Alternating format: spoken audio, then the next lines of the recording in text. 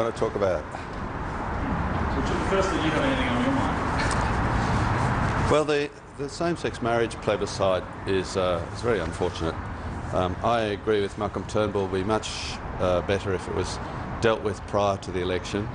You don't need to go into an election with every MP being lobbied for or against the issue. There's also a principal problem with the plebiscite in that we have people voting on other people's rights. It would, if you compare it to freedom of speech, I don't think many of us would feel comfortable about the idea of having a referendum on whether to allow some people to have freedom of speech. And that's somewhat similar to what we're talking about here with the plebiscite on same-sex marriage. Everybody's going to get to vote on the rights of some people.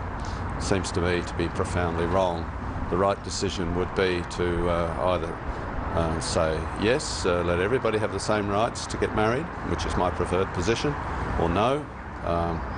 Their marriage is a certain type of represents a certain set of values, and that's how it's going to stay. But to have a vote on other people's rights seems to me to be wrong in principle. You've got cabinet colleagues speaking out against one another when it comes to a referendum. Do you think it's distracting for the government?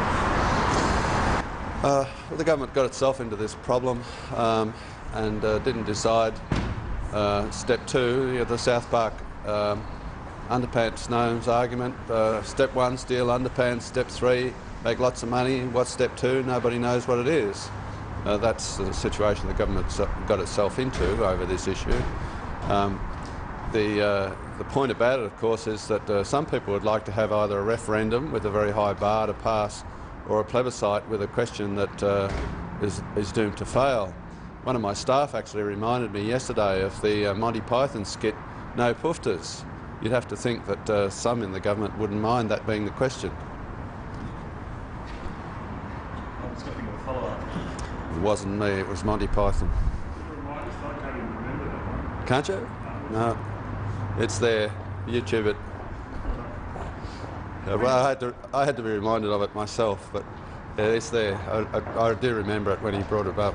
What would you prefer, a referendum or a plebiscite? Well, I think that, well, a plebiscite, not a referendum, obviously. A referendum is for constitutional change, not something like this, which just requires a change in an act.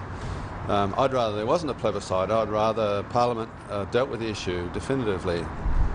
As I said, voting on other people's rights is never a good thing. Do you think it's fair to send Australians to the polls to referendum For an election? Well, for a plebiscite and then for a Oh, no. I supported the Greens' move last week to have the plebiscite held at the same time as the next election.